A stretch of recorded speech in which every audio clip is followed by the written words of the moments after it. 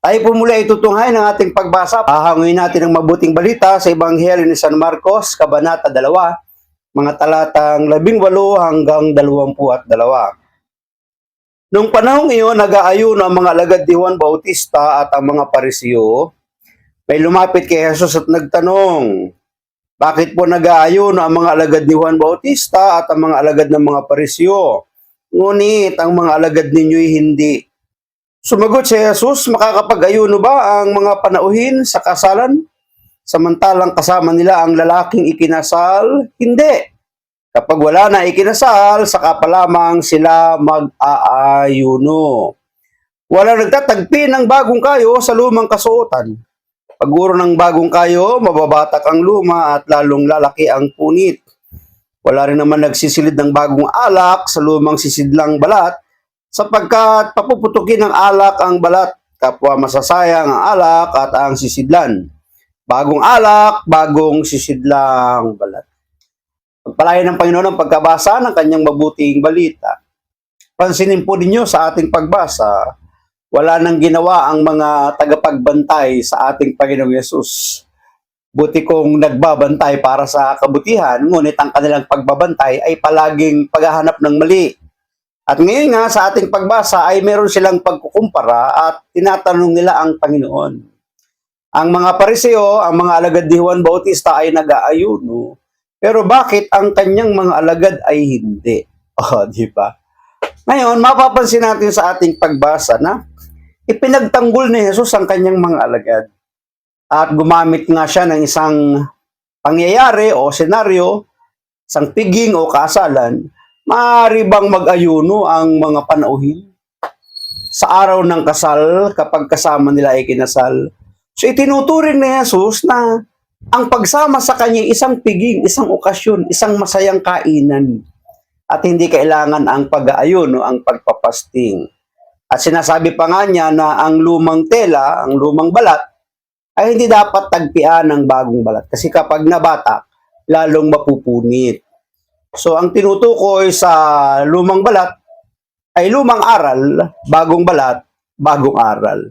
So, anong ibig sabihin ng pagpapahiwatig ng ating Panginoon? Ipinagtanggol niya ang kanyang mga disipulo sa mga matang mapanuri ng mga tao ng mga panahon na yon. At sinasabi niyang siya ay may dalang bagong aral, bagong alak, bagong sisidlang balat, parang kumakatawan sa lumang tipan at sa bagong tipan. Pareho silang mahalaga. Ngunit noong mga panahon na yon, alam natin na yung mga taong ito, yung mga Pariseo at mga eskriba, ay hindi tinatanggap ang alin ang mga katuruan ng ating Panginoon. Kaya wala silang ginawa kundi puro pagpuna. Puntahan na po natin ang pinakasusing salita ng ating pagninilay. Wala nagtatagpi ng bagong kayo sa lumang kasuotan. Wala rin namang nagsisilid ng bagong alak sa lumang sisidlang balak. Sa mga salitang ito, nilinaw ni Jesus na ang kanyang presensya ay hindi maaaring isiksik lang sa lumang balangkas ng pananampalataya.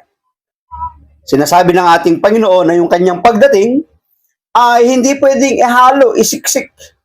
Saan? Sa mga lumang paraan, tradisyon ng kanilang pananampalataya or paraan ng pananampalataya.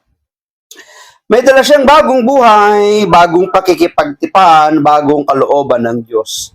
Ano po ang daladala ng ating Panginoong Yesus sa kanyang bayan? Bagong buhay, bagong pakikipagtipan o bagong tipan, bagong niig, bagong pakikipag-ugnay ng tao sa Diyos sa pamamagitan niya, at bagong kalooban ng Diyos. Ngunit madalas, tulad ng mga Pariseo, mas komportable tayo sa luma. O yung mga nakasanayan kasi natin. Kapag may mga bagong paparating na mga ipinapatupad, alituntunin, mga batas, parang hindi tayo sanay. Kasi ito yung nakasanayan, nakagawian. Ito na yung gusto natin, mas komportable tayo dito. Ito mga bago na mga ipinapairal, parang hindi natin agad na-adapt. Kaya tumututol tayo, nagkikriticize tayo, pumupuna tayo, ang hinahanap natin ay mali. Ngunit madalas, tulad ng mga Pariseo, mas komportable tayo sa luma, sa mga nakasanayan, sa mga panlabas na gawain, sa mga pagpapaimbabaw na pag-aayuno, na hindi naman nauugat sa tunay na pagbabalik loob. Totoo, noong mga panahon na yon, ang kanilang pag-aayuno, madalas tinutuligsan ng ating Panginoon na pagbabalat kayo, pagpapakunwari, pagpapakitang tao para sabihin sila ay mga nag-aayuno.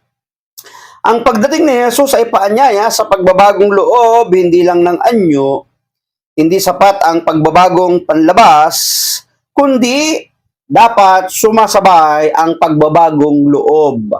Pagbabago ng buong puso, buong pagkatao, ng buong umiiral sa ating buhay. Hindi lang panglabas ang ating binabago kapag tinanggap natin ang ating Panginoon, kundi ang kabuuan ng ating pagkatao. Kung nais nating paglagyan ng bagong alak, ang biyaya ng Diyos sa ating buhay, kailangan din nating magbago. Hindi sapat ang dating paraan ng panalangin, ng paglilingkod, ng pakikitungo sa kapwa.